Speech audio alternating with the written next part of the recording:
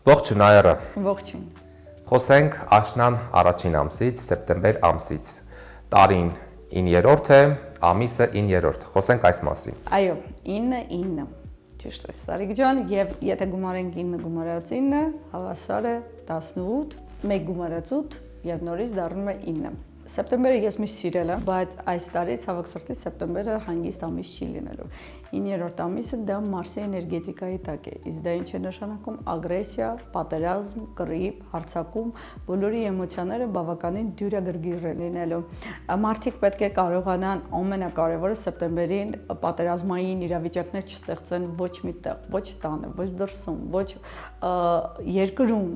ավելի կարողանան տիրապետեն, որովհետև սեպտեմբերը դա այն ամիսն է, որ կարող են լինել աղետներ, պատերազմներ եւ այլ խնդիրներ, քանի որ դրանից հետո մոտիկանում է արդեն տարվա վերջնաբանը։